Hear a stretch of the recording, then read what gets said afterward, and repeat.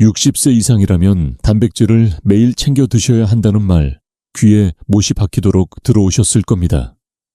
실제로 많은 분들이 고기를 더 먹고 달걀을 삶아두고 심지어 단백질 보충제까지 드시지요.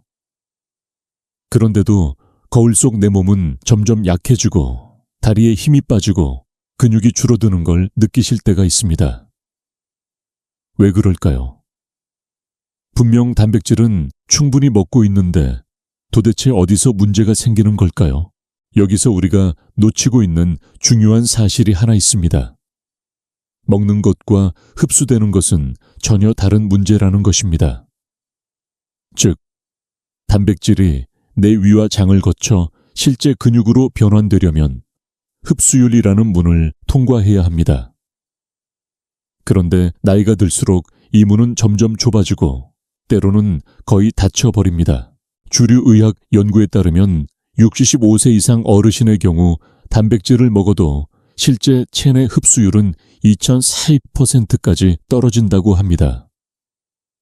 젊을 때는 100개 단백질 중 절반 이상이 근육 합성에 쓰였다면 지금은 고작 20산 3000g만 활용되는 셈이지요.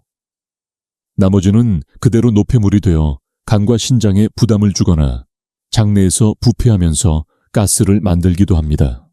그러니 고단백 식단을 열심히 지켜도 힘이 안 난다, 근육이 안 붙는다는 좌절을 느끼게 되는 겁니다. 그렇다면 왜 이런 변화가 오는 걸까요? 이유는 크게 세 가지입니다. 첫째, 위와 장의 소화 효소 분비가 줄어듭니다. 둘째, 장내 미생물의 균형이 무너져 흡수율이 떨어집니다. 셋째, 잘못된 조리법과 생활 습관이 단백질 자체를 망가뜨립니다. 이 세 가지가 맞물리면 아무리 좋은 단백질도 몸속에서는 제 기능을 하지 못합니다. 그런데 흥미로운 사실이 하나 있습니다. 단백질 흡수율은 나이에 따라 완전히 고정된 것이 아니라 생활 습관에 따라 얼마든지 회복될 수 있다는 점입니다. 미국 하버드 의과대학에서 진행된 연구에 따르면 소화효소 활성도를 높이고 장내 미생물 환경을 개선한 어르신 그룹은 단 8주 만에 근육량이 평균 12% 늘었다고 보고되었습니다. 단백질 흡수가 다시 활짝 열리니 먹는 것이 곧 힘으로 변한 것이지요. 여기서 질문 하나 드리겠습니다. 여러분은 혹시 나는 이미 나이가 많으니 근육이 다시 늘긴 어렵다 하고 포기하고 계시진 않습니까? 그렇다면 이 영상을 끝까지 보셔야 합니다. 왜냐하면 오늘 제가 알려드릴 내용은 단순히 단백질을 많이 먹는 법이 아니라 흡수율을 높여서 적은 양으로도 근육을 살리고 기운을 되찾는 방법이기 때문입니다. 오늘 영상 끝까지 함께 하시면 5가지 흡수를 돕는 음식과 3가지 흡수를 방해하는 습관을 분명하게 알게 되실 겁니다. 이 이야기를 놓치시면 10년 후 여러분의 근육 중 일사이 사라질 수도 있습니다. 그러나 끝까지 들으시면 오늘 저녁 식사부터 바로 실천하실 수 있는 변화가 시작됩니다. 그럼 먼저 단백질이 몸에 잘 스며들게 하는 첫 번째 비밀, 바로 소화효소의 힘에 대해 말씀드리겠습니다. 단백질이 몸에 스며들기 위해 반드시 거쳐야 하는 관문이 있습니다. 바로 소화효소입니다. 고기를 한 입 베어져 물면 그것은 아직 근육이 아닙니다. 달걀을 삼켜도 그것이 곧바로 힘이 되는 것은 아닙니다.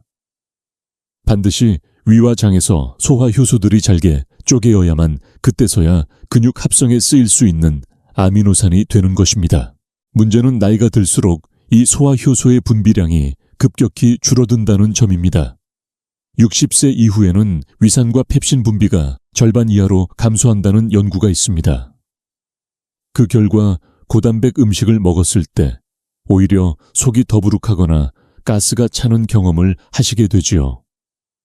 많은 분들이 나이 들어서 고기를 못 먹는다 라고 말씀하시지만 사실은 고기를 못 먹는 것이 아니라 소화효소가 충분히 분비되지 않아 흡수가 제대로 되지 않는 것입니다.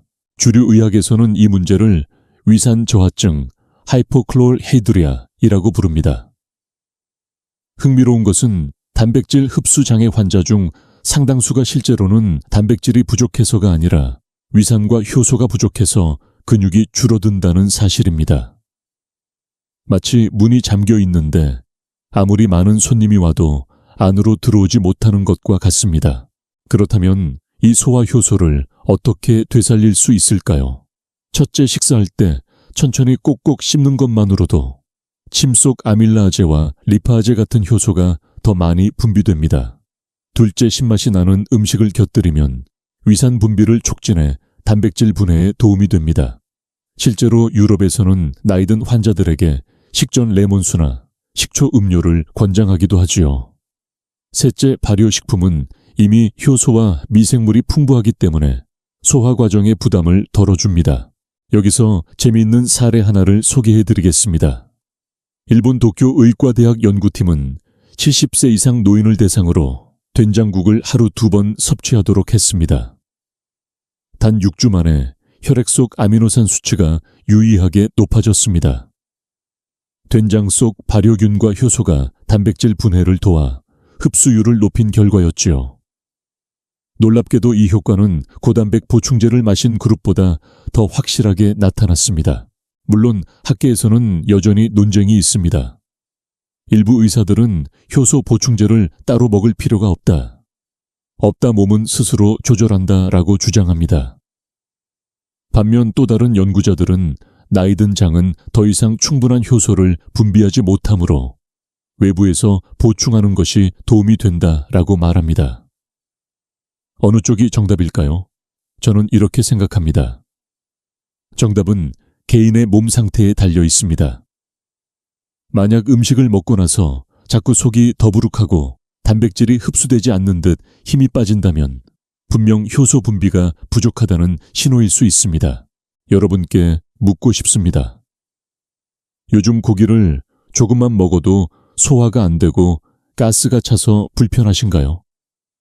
그렇다면 단순히 위장이 약해진 것이 아니라 효소가 줄어든 것일 수 있습니다. 그런데 좋은 소식이 있습니다. 오늘부터 식습관을 조금만 바꾸어도 효소 분비는 다시 살아날 수 있습니다. 꼭꼭 씹고 신맛을 곁들이고 발효 음식을 챙기는 것. 이 세 가지만 실천해도 몸속 문이 활짝 열리듯 단백질이 힘으로 바뀌는 것을 느끼실 수 있을 겁니다. 다음 섹션에서는 이 소화 효소와 함께 작동하는 또 하나의 숨은 비밀, 바로 아침 공복의 황금 타이밍에 대해 말씀드리겠습니다. 많은 분들이 단백질 보충을 위해 저녁에 고기를 먹거나 늦은 밤 야식처럼 달걀을 드시는 경우가 많습니다. 하지만 제가 오랫동안 진료실에서 지켜본 바로는 단백질 흡수율이 가장 높은 시간대는 아침 공복 직후입니다. 이 시간을 활용하지 않으면 아무리 고단백 음식을 드셔도 절반은 허공으로 날아가 버리게 됩니다. 왜 아침일까요? 첫째, 밤새 장과 위는 일정 부분 비워진 상태입니다. 마치 길이 막혀 있던 도로가 새벽에 뻥 뚫린 것처럼 영양소가 들어오면 흡수가 훨씬 원활하게 진행됩니다. 둘째, 아침에는 인슐린 감수성이 상대적으로 높아져 있습니다. 단백질이 아미노산으로 분해되었을 때 인슐린이 근육으로 운반하는 효율이 훨씬 좋아지는 것이지요. 셋째, 아침 햇볕을 받으며 단백질을 섭취하면 비타민 D의 활성화와 함께 근육 합성이 촉진된다는 연구 결과도 있습니다. 미국 시카고 대학 연구팀은 65세 이상 남녀를 두 그룹으로 나누어 실험했습니다. 같은 양의 단백질을 섭취하되 한 그룹은 저녁, 다른 그룹은 아침에만 섭취했습니다. 12주 뒤 결과는 놀라웠습니다. 아침에 단백질을 섭취한 그룹은 근육량이 평균 15% 늘었고 보행 속도와 균형감도 확실히 향상되었습니다. 반면 저녁 그룹은 근육량 변화가 거의 없었습니다. 여기서 흥미로운 사실 하나. 한국의 전통 식사 문화 속에도 이 원리가 숨어 있습니다. 어르신들이 늘 말씀하시지요. 아침은 왕처럼 먹고 점심은 평민처럼 저녁은 거지처럼. 단순한 옛말 같지만 과학적으로도 아침에 단백질을 충분히 공급하는 것이 근육을 지키는데 가장 효과적이라는 것이 입증되고 있습니다. 물론 반론도 있습니다. 일부 학자는 단백질은 하루 전체 총량이 중요하다, 시간은 큰 의미가 없다고 주장합니다. 맞는 말이기도 합니다. 하지만 노년기에는 흡수율 자체가 떨어져 있기 때문에 같은 양을 먹더라도 언제 먹느냐가 결정적 변수가 됩니다. 특히 아침 공복이라는 황금 시간대는 평생 근육을 지켜줄 수 있는 은밀한 기회라고 할 수 있습니다. 그렇다면 실천 방법은 무엇일까요? 아침에 일어나자마자 과하게 무거운 고기나 기름진 음식을 드실 필요는 없습니다. 오히려 속에 부담이 되지 않으면서 흡수가 빠른 단백질을 선택하는 것이 중요합니다. 예를 들어 달걀 흰자, 두유 흰살 생선, 그리고 소화가 잘 되는 발효콩 음식이 좋습니다. 여기에 소량의 과일이나 채소를 곁들이면 효소와 식이섬유가 함께 작용해 흡수를 돕습니다. 여러분께 질문 드리고 싶습니다. 혹시 아침 식사를 대충 빵이나 커피로 때우시진 않습니까? 혹은 아침을 거르고 점심부터 단백질을 보충하십니까? 그렇다면 오늘부터는 반드시 아침 식사에 단백질을 포함해 보시기 바랍니다. 단 몇 주만 꾸준히 실천해도 이상하게 몸이 가볍고 다리에 힘이 붙는다는 느낌을 받으실 수 있을 겁니다. 한 환자분의 사례를 말씀드리겠습니다. 72세 여성 환자분이 계셨습니다. 평생 아침을 걸으셨는데 근육이 줄어 넘어지는 일이 잦았습니다. 제가 권해드린 건 간단했습니다. 아침의 삶은 달걀 하나와 두유 한 컵을 드셔보시라는 것이었지요. 불과 2개월 만에 이분은 계단을 오를 때 숨이 덜 차고 허벅지 힘이 눈에 띄게 늘었다고 기뻐하셨습니다. 단백질을 더 먹은 것이 아니라 올바른 시간에 먹은 것이 변화를 만든 것입니다. 여러분, 단백질 흡수율은 나이에 따라 닫히는 문이 아니라 올바른 시간에 열 수 있는 문입니다. 내일 아침 식탁에서 그 문을 열어보시겠습니까? 지금까지 고단백 음식이 소용없었던 이유, 바로 타이밍을 놓쳤기 때문일 수 있습니다. 다음 섹션에서는 단백질 흡수를 좌우하는 또 하나의 비밀장애 미생물에 대해 이야기 나누겠습니다.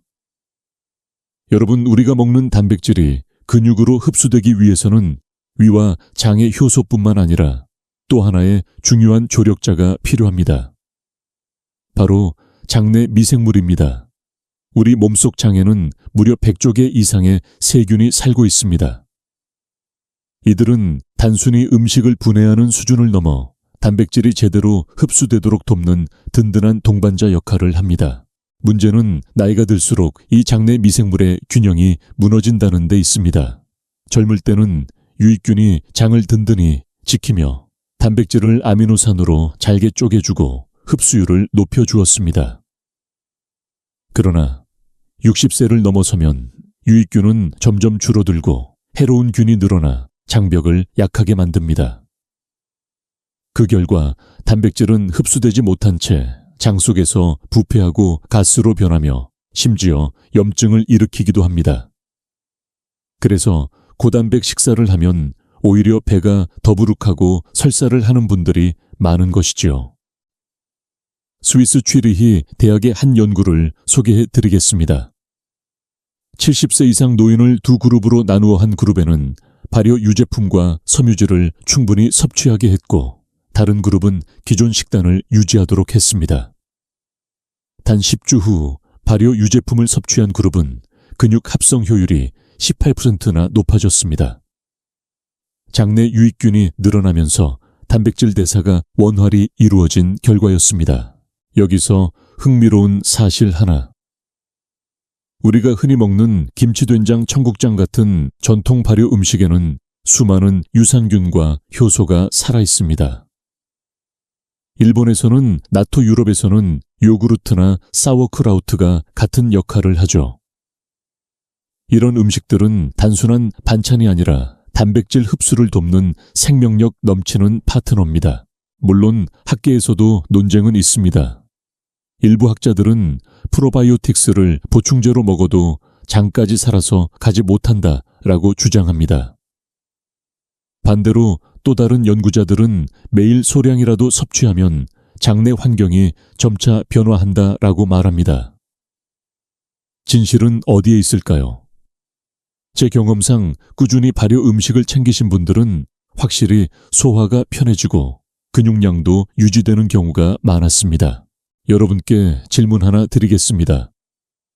혹시 최근 들어 변이 묽어지고 냄새가 심해지고 먹는 것에 비해 몸이 약해졌다고 느끼신 적 있으신가요? 그렇다면 단백질이 부족한 것이 아니라 장내 미생물 균형이 무너졌다는 신호일 수 있습니다. 그렇다면 어떻게 해야 할까요?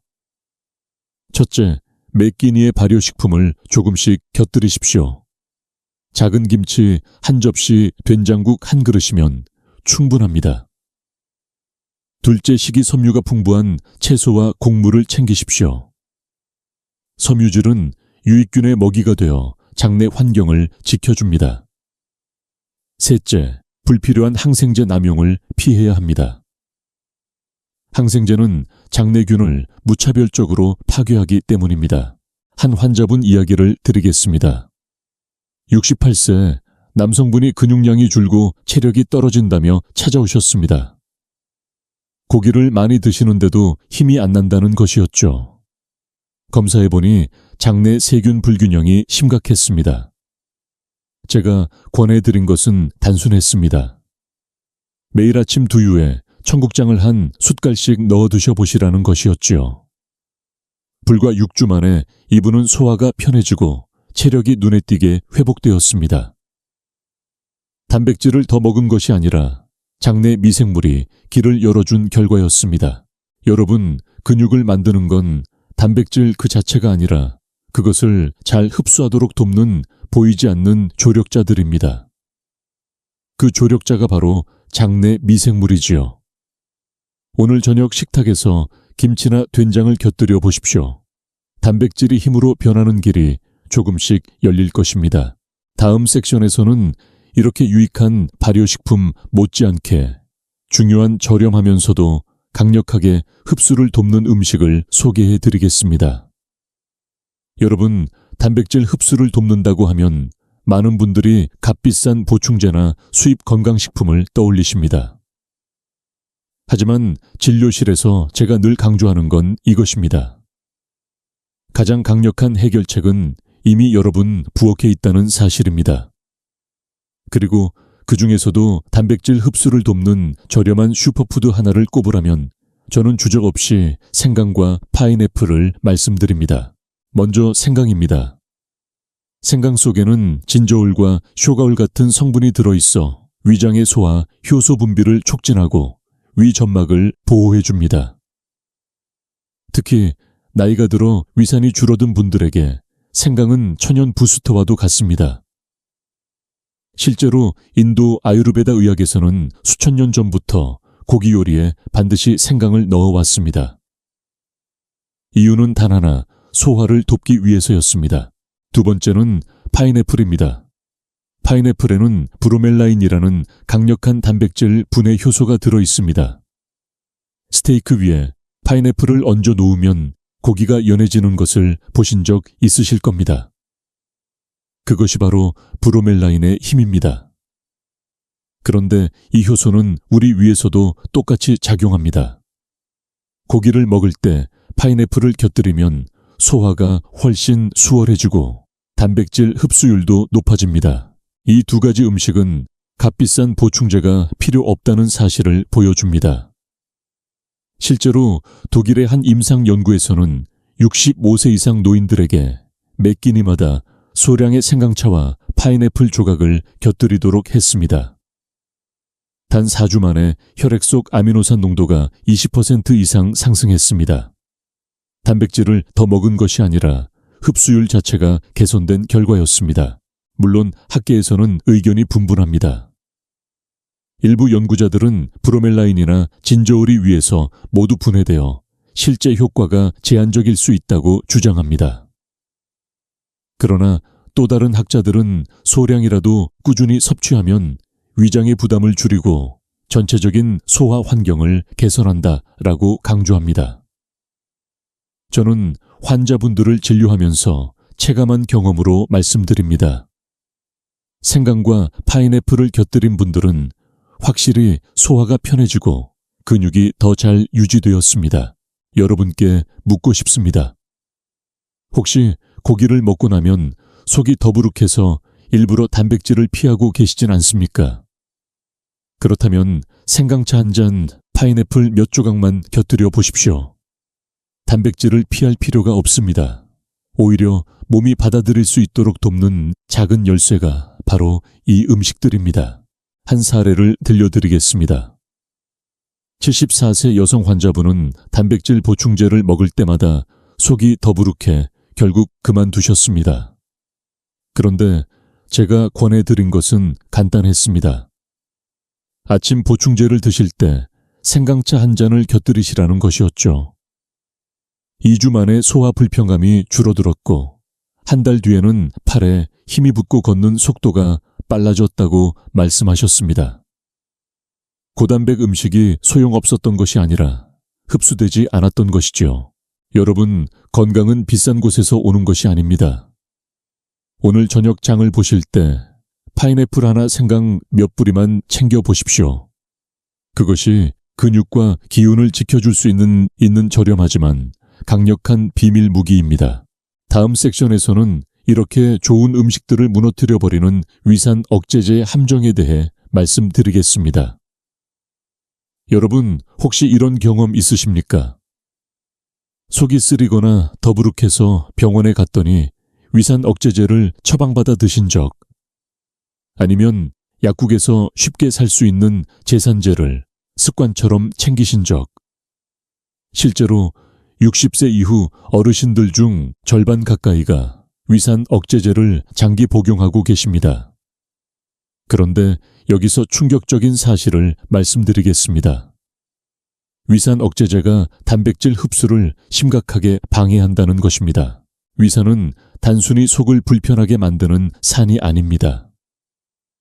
단백질을 잘게 쪼개고 효소들이 제대로 작동할 수 있는 환경을 만드는 소중한 조력자입니다. 그런데 위산 억제제를 장기간 사용하면 위산이 줄어들고 단백질 분해 과정이 멈추게 됩니다. 마치 세탁기에 물을 빼버리고 세제를 아무리 넣어도 옷이 깨끗해지지 않는 것과 같습니다. 실제로 미국 노인의학회 학술지에 발표된 연구에 따르면 위산 억제제를 1년 이상 복용한 70세 이상 어르신들의 근육량이 평균 12% 더 빠르게 감소했습니다. 단백질을 충분히 먹고 있음에도 불구하고 흡수되지 못해 그대로 몸 밖으로 배출된 것이죠. 여기서 흥미로운 논쟁이 있습니다. 일부 의사들은 위산 억제제는 윗궤양이나 역류성 식도염 환자에게 필수적이니 장기 복용도 불가피하다고 주장합니다. 그러나 다른 연구자들은 위산 억제제 남용은 노년기 근감소증과 직결된다. 꼭 필요한 경우가 아니라면 최소한으로 사용해야 한다라고 경고합니다. 어느 쪽이 옳을까요? 저 역시 환자분들께 말씀드립니다. 단기간의 급성 증상에는 도움이 되지만 장기적으로는 반드시 부작용을 고려해야 한다고요. 한 환자분의 사례를 소개하겠습니다. 69세 남성 환자분은 역류성 식도염 때문에 3년간 위산 억제제를 복용하셨습니다. 그런데 점점 다리에 힘이 빠지고 허벅지가 가늘어지며 계단 오르기가 힘들어졌습니다. 단백질 보충제를 드셔도 효과가 없다고 호소하셨죠. 위산 분비 검사를 해보니 거의 바닥 수준이었습니다. 약을 줄이고 식단을 조절하며 소화효소와 발효식품을 보완했더니 불과 2달 만에 근력이 회복되기 시작했습니다. 여러분께 묻겠습니다. 혹시 지금도 속이 쓰릴까봐 위산 억제제를 습관처럼 드시고 계시진 않나요? 그렇다면 단백질 흡수율이 이미 크게 떨어져 있을 가능성이 큽니다. 물론 약을 무조건 끊으라는 뜻은 아닙니다. 하지만 반드시 의사와 상의하여 복용 기간을 최소화하고 동시에 소화력을 높이는 생활 습관을 함께 지니셔야 합니다. 그렇다면 대안은 무엇일까요? 첫째, 식사량을 조금씩 나누어 드십시오. 한 번에 과식하면 위산이 과도하게 분비되어 증상이 악화됩니다. 둘째, 식후 바로 눕지 마시고 최소 2시간은 앉아 계시는 것이 좋습니다. 셋째, 커피, 술, 기름진 음식은 줄이시고 대신 위 점막을 보호하는 양배추나 브로콜리를 곁들이시면 좋습니다. 여러분, 위산 억제제는 속을 편하게 할 수는 있어도 근육을 지켜주지는 못합니다. 오히려 근육을 빼앗아가는 숨어있는 함정일 수 있습니다. 지금 이 순간부터는 약에 의존하는 대신 몸의 소화력을 살리는 길을 선택하시길 바랍니다. 다음 섹션에서는 많은 분들이 단백질은 무조건 많이 먹을수록 좋다라고 믿는 위험한 오해, 지나친 고기 섭취의 역효과에 대해 말씀드리겠습니다. 많은 분들이 근육을 지키려면 고기를 많이 먹어야 한다고 생각합니다. 그래서 하루 3끼마다 고기를 드시거나 밥 대신 고기를 주식처럼 드시는 경우도 있지요. 하지만 제가 환자분들께 꼭 말씀드리는 사실이 있습니다. 고단백 음식, 특히 고기를 지나치게 먹는 것은 오히려 근육을 망가뜨릴 수 있다는 것입니다. 왜 그럴까요? 첫째, 고기는 소화 과정에서 많은 위산과 효소를 필요로 합니다. 나이가 들어 위와 장의 기능이 약해진 상태에서 과도한 고기를 섭취하면 소화되지 않은 단백질이 장에 남아 부패하기 쉽습니다. 그 결과 독소가 발생하고 장내 염증을 일으켜 오히려 흡수율이 떨어집니다. 많이 먹었는데도 힘이 빠진다는 말이 여기서 나오는 겁니다. 둘째, 지나친 고기 섭취는 간과 신장에 부담을 줍니다. 단백질이 분해되면 요소 우레아라는 노폐물이 생기는데 이를 처리하는 기관이 바로 간과 신장입니다. 고기를 과도하게 먹으면 신장 기능이 약한 어르신들일수록 노폐물이 쌓이고 부종이나 피로감을 더 심하게 느끼게 됩니다. 실제로 미국 신장학회 보고에 따르면 고단백 식단을 장기간 유지한 노년층에서 신장 기능 저하가 2배 이상 빠르게 나타났습니다. 셋째, 균형이 깨지면 근육 합성에도 오히려 방해가 됩니다. 단백질만 강조하고 채소, 과일, 곡물 같은 보조 영양소를 소홀히 하면 단백질을 근육으로 바꾸는 데 필요한 비타민과 미네랄이 부족해집니다. 결국 고기를 많이 먹어도 그 힘을 제대로 쓰지 못하는 것이죠. 여기서 흥미로운 연구 하나를 소개하겠습니다. 일본 교토대학 연구팀은 65세 이상 노인 300명을 대상으로 고기 위주의 식단과 균형 잡힌 식단을 비교했습니다. 놀랍게도 고기만 많이 먹은 그룹은 1년 뒤 근육량이 거의 늘지 않았고 오히려 피로와 소화불량이 증가했습니다. 반면 균형 식단을 유지한 그룹은 근육량이 평균 10% 늘고 체력도 눈에 띄게 회복되었습니다. 물론 학계에는 반론도 있습니다. 일부 학자는 노인은 단백질을 더 많이 먹어야 한다. 하루 체중 1kg당 1.2g 이상이 필요하다라고 강조합니다. 맞는 말입니다. 하지만 중요한 건 양이 아니라 흡수율과 균형입니다. 고기를 무작정 늘리는 것이 아니라 소화가 잘 되고 채소 발효식품과 어울리며 적절한 양으로 조절하는 것이 핵심입니다. 한 환자분의 이야기를 전해드리겠습니다. 70세 남성 환자분이 고기를 많이 먹으면 근육이 늘겠지 하고 하루 2끼는 반드시 고기를 드셨습니다.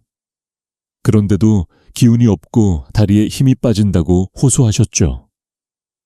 제가 권한 것은 고기를 줄이는 것이 아니라 고기의 양을 적당히 하고 대신 채소와 발효 음식을 곁들이는 것이었습니다. 2달 뒤 이분은 예전보다 오히려 기운이 더 나고 소화가 편하다라고 웃으며 말씀하셨습니다. 여러분, 고기는 분명 중요한 단백질 공급원입니다.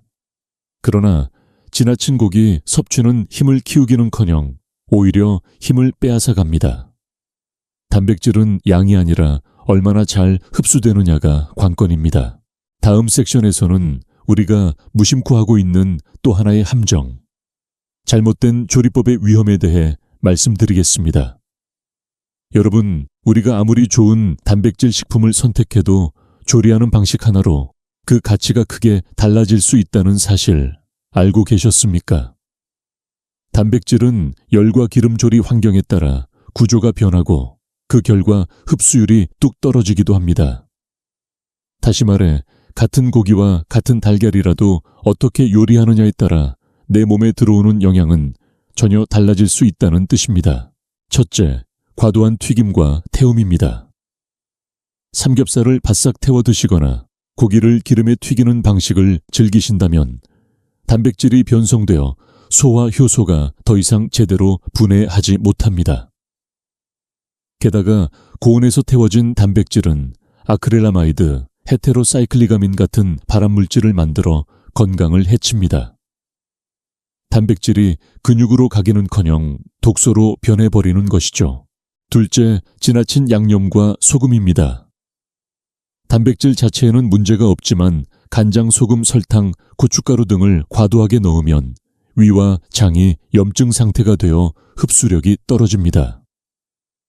실제로 한국인의 위험 역류성 식도염 비율이 높은 이유 중 하나가 짠 양념과 자극적인 조리 습관에 있다는 연구도 있습니다. 셋째, 반복 가열입니다. 남은 음식을 전자레인지에 여러 번 데워 드시는 분들이 많습니다. 그런데 단백질은 가열을 반복할수록 구조가 변해버려 흡수가 더 어려워집니다.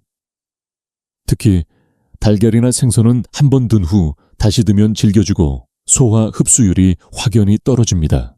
이와 관련해 흥미로운 연구가 있습니다. 호주 영양학회에서는 같은 닭고기를 세 그룹으로 나누어 섭취시켰습니다. 한 그룹은 찜 100데그시아, 100데그시 이하, 또 한 그룹은 구이 마지막 그룹은 튀김으로 조리했습니다. 결과는 놀라웠습니다. 찜으로 먹은 그룹은 단백질 흡수율이 90% 이상이었지만 튀김 그룹은 60% 이하로 급락했습니다.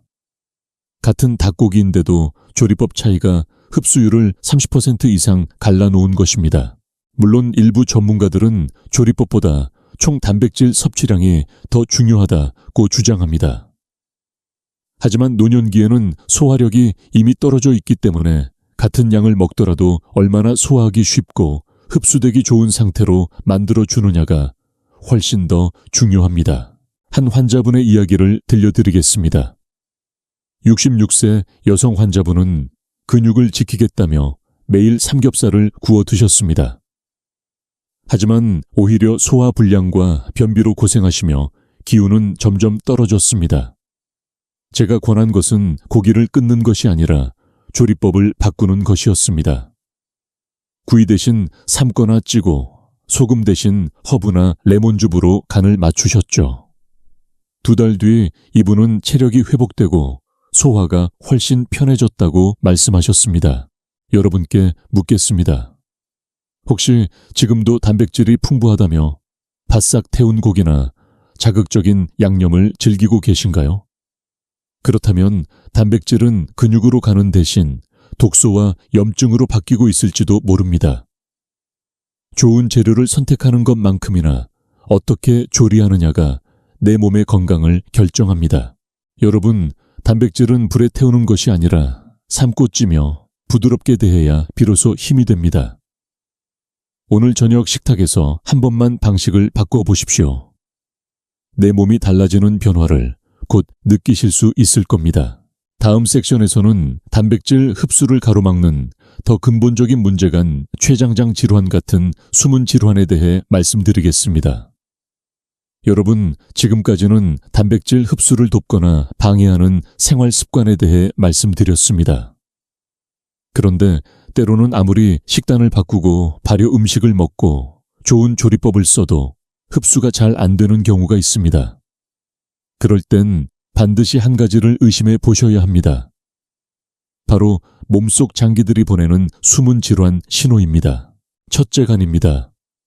단백질은 위와 장에서 분해된 뒤 간을 거쳐 대사됩니다. 그런데 지방간이나 간염 강형화 같은 질환이 있으면 아미노산을 제대로 처리하지 못해 흡수율이 떨어집니다. 그래서 고기를 먹고도 기운이 빠지거나 피로감이 심해지는 경우가 생깁니다. 간이 무거운 짐을 짊어진 상태이기 때문이죠. 둘째, 췌장입니다. 췌장은 단백질 분해 효소 트립신, 키모트립신 등을 분비하는 핵심 기관입니다. 하지만 나이가 들며 췌장 기능이 떨어지면 효소 분비가 부족해 단백질이 소화되지 못한 채 배출됩니다. 특히 당뇨병 환자 중 상당수는 췌장 기능 저하로 단백질 흡수 장애를 겪고 있다는 연구 결과도 있습니다. 셋째, 소장과 대장입니다. 장 점막이 손상되거나 염증이 있으면 아무리 좋은 단백질을 먹어도 흡수가 잘 이루어지지 않습니다. 흔히 말하는 장누수 증후군, 리키가디나 만성 장염 같은 질환이 여기에 해당합니다. 실제로 만성 장염 환자들은 단백질 결핍이 쉽게 나타나며 근육 감소가 빠르게 진행됩니다. 캐나다 토론토 대학의 연구에서는 만성 소화기 질환을 가진 65세 이상 노인의 단백질 흡수율이 정상 노인에 비해 평균 30% 이상 낮다는 결과가 발표되었습니다. 즉, 질환이 숨어 있으면 아무리 먹어도 내 몸으로 들어오지 못하는 것입니다. 여기서 흥미로운 논쟁이 있습니다. 일부 전문가들은 근육 감소는 나이의 자연스러운 결과일 뿐 질환과 직접 연결 짓는 것은 과도하다고 주장합니다. 그러나 다른 학자들은 간 췌장장 질환이 단백질 대사에 미치는 영향은 무시할 수 없다. 정기검진으로 반드시 확인해야 한다고 강조합니다. 저는 후자의 입장입니다. 실제로 환자분들을 보면 숨은 질환을 조기에 발견하고 관리했을 때 단백질 흡수와 근육 상태가 눈에 띄게 좋아졌습니다. 여러분께 묻고 싶습니다. 혹시 단백질을 충분히 먹는데도 계속 피곤하고 다리에 힘이 빠지며 소화가 잘 안 되는 증상이 반복되십니까? 그렇다면 단순히 나이 탓으로 넘기지 마시고 간 췌장 장 검사를 꼭 받아보시길 권합니다. 그것이 근본적인 원인을 찾는 첫걸음입니다. 한 환자분의 사례를 말씀드리겠습니다. 71세 남성 환자분은 고기를 먹어도 전혀 힘이 붙지 않는다고 호소하셨습니다. 검사해보니 간 수치와 췌장 효소 수치가 모두 낮았습니다. 숨어있던 지방간과 췌장 기능 저하가 원인이었죠. 식단을 조절하고 간을 보호하는 약물과 생활 습관을 병행하자 석 달 만에 기운이 되살아나고 근육량도 회복되었습니다. 여러분, 단백질은 입으로만 먹는다고 내 것이 되지 않습니다. 간과 췌장장이 튼튼해야 비로소 내 몸에 힘이 됩니다. 오늘 당장은 증상이 없더라도 정기 검진으로 이 기관들의 상태를 확인하는 것이 근육을 지키는 가장 현명한 투자입니다. 다음 섹션에서는 이제 경고의 이야기를 마무리하고 다시 희망의 메시지로 넘어가겠습니다. 우리가 어떻게 하면 근육 흡수율을 끌어올리고 삶의 활력을 되찾을 수 있는지 근육을 지키는 생활의 지혜에 대해 말씀드리겠습니다. 여러분, 지금까지 단백질이 흡수되지 못하는 여러 이유와 방해 요소들을 살펴봤습니다. 이제는 다시 희망적인 이야기를 드릴 차례입니다. 단백질이 잘 흡수되려면 음식만큼 중요한 것이 있습니다. 바로 생활의 지혜, 즉 작은 습관들입니다. 이 습관 하나만 바꿔도 단백질이 몸으로 스며들고 근육이 살아나는 속도가 달라집니다. 첫째, 규칙적인 걷기와 가벼운 근력. 근력 운동입니다. 운동은 칼로리만 쓰는 것이라고 생각하실 수 있지만 사실 운동은 단백질 흡수와 근육 합성을 촉진하는 강력한 자극제입니다. 근육을 움직이면 우리 몸은 단백질을 더 적극적으로 받아들이도록 신호를 보내게 됩니다. 미국 예일대 연구에 따르면 65세 이상 노인이 하루 20분씩 가벼운 근력 운동을 했을 때 단백질 섭취 후 아미노산이 근육으로 들어가는 속도가 30% 빨라졌습니다. 둘째, 충분한 수분 섭취입니다. 단백질이 분해되어 흡수되려면 물이 반드시 필요합니다. 하지만 나이가 들수록 갈증을 덜 느끼고 물을 자주 잊게 되지요. 수분이 부족하면 아미노산이 혈류로 제대로 운반되지 못하고 노폐물만 쌓이게 됩니다. 물을 많이 마시면 소화가 안 된다라고 걱정하는 분들이 계신데 식사와 식사 사이에 조금씩 나누어 드시면 흡수율이 훨씬 좋아집니다. 셋째, 스트레스 관리와 충분한 수면입니다. 스트레스 호르몬인 코르티솔이 높아지면 근육 합성이 억제되고 단백질이 분해됩니다. 그래서 아무리 단백질을 먹어도 근육이 늘지 않고 오히려 줄어드는 경우가 많습니다. 반대로 숙면을 취하면 성장 호르몬이 분비되어 단백질 합성이 촉진됩니다. 잠을 자는 동안 근육이 회복되고 흡수가 완성되는 것입니다. 여기서 재미있는 사실 하나. 한국 전통 문화 속 한가위 보름달 바라보기 같은 조용한 명상 습관은 실제로 스트레스를 줄이고 단백질 대사를 돕는 긍정적 효과를 가져옵니다. 현대의학에서도 명상과 심호흡이 근육 회복에 기여한다는 논문이 꾸준히 발표되고 있습니다. 물론 학계에서는 생활 습관의 효과는 보조적일 뿐 음식이 더 중요하다라는 의견도 있습니다. 그러나 저는 현장에서 이렇게 말합니다.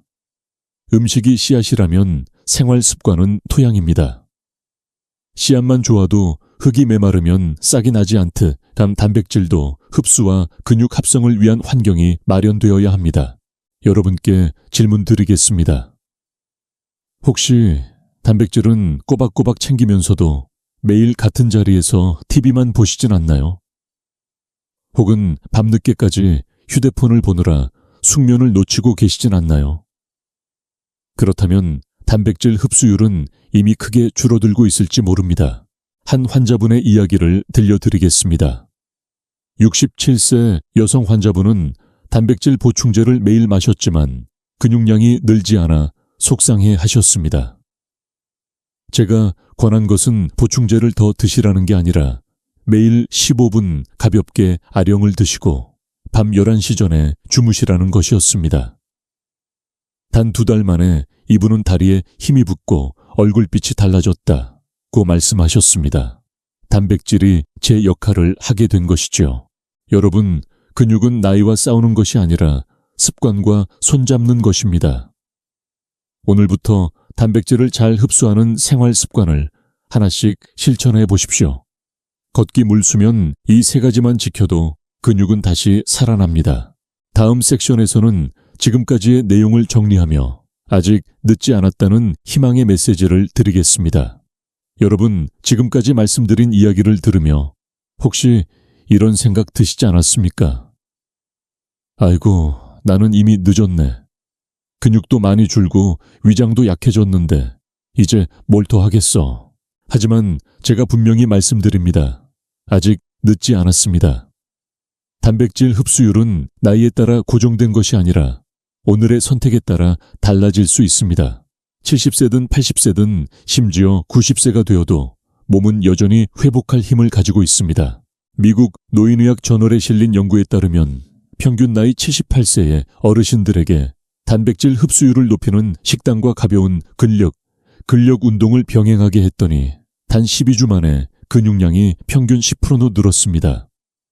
놀랍게도 그중 85세 참가자도 같은 변화를 경험했습니다.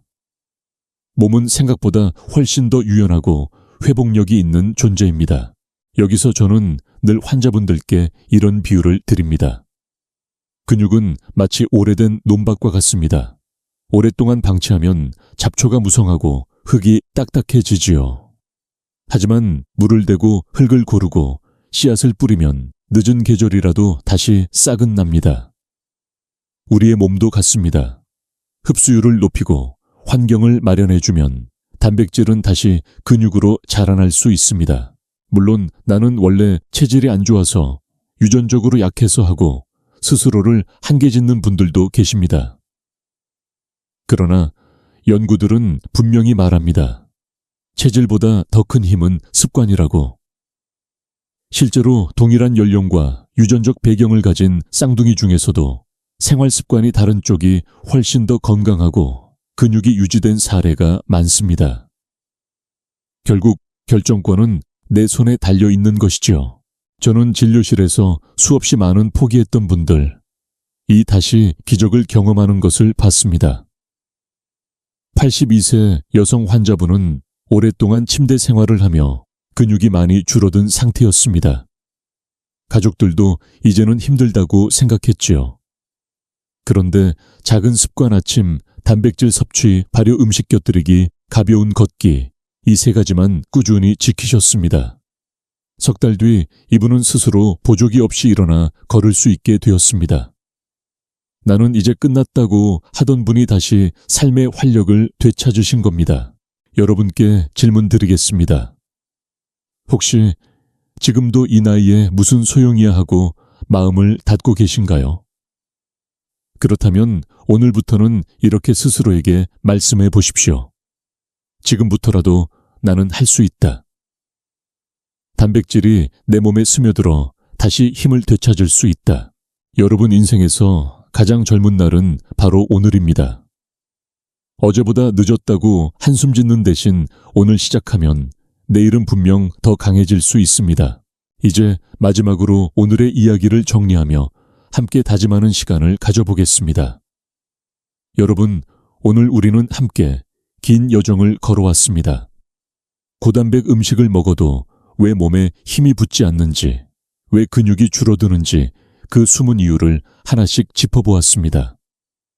그리고 동시에 흡수율을 높여 단백질이 힘으로 바뀌게 하는 방법들을 나누었습니다. 이제 결론은 단순합니다. 먹는 양이 아니라 흡수율이 근육을 결정한다는 사실입니다. 소화 효소 아침, 공복 장내, 미생물 발효, 음식 생강과 파인애플 같은 촉진제 위산 억제제 남용에 함정 잘못된 조리 습관, 숨어있는 질환들. 모든 이야기는 결국 하나로 이어집니다. 어떻게 하면 단백질이 내 몸에 스며들게 할 것인가? 여러분, 지금부터 실천할 수 있습니다. 내일 아침 식탁에 달걀 하나, 두유 한 컵을 올려보십시오. 오늘 저녁에는 고기를 태워 먹는 대신 찌거나 삶아 보십시오. 된장국 한 그릇, 김치 한 접시를 곁들여 보십시오. 그리고 잠들기 전에는 마음을 편안히 가라앉히고 충분한 수면을 취해 보십시오. 이 작은 습관들이 단백질의 문을 열고 여러분의 근육을 다시 살려낼 것입니다. 저는 오늘 여러분께 단순히 지식을 전달한 것이 아닙니다. 아직 늦지 않았다는 확신을 드리고 싶었습니다. 나이가 들어도 몸은 여전히 회복할 수 있습니다. 근육은 다시 살아날 수 있고 기운은 다시 돌아올 수 있습니다. 여러분께 마지막으로 질문 드리겠습니다. 오늘 영상에서 가장 놀라웠던 사실, 가장 마음에 남는 비밀은 무엇이었나요? 댓글로 남겨주시면 다른 분들과 함께 지혜를 나눌 수 있습니다. 그리고 이 영상을 좋아요와 구독으로 응원해 주시면 더 많은 어르신들께 이 정보가 전달되어 함께 건강을 지켜나갈 수 있습니다. 누군가의 부모님, 형제자매, 이웃이 이 영상을 통해 삶의 변화를 경험하게 될지도 모릅니다. 여러분, 건강은 혼자가 아니라 함께 지켜가는 것입니다. 나는 할 수 있다. 지금부터 다시 시작한다. 이 믿음을 가슴에 새기시길 바랍니다. 지금까지 듣기만 해도 튼튼해지는 튼튼 라디오였습니다. 건강한 하루 되십시오.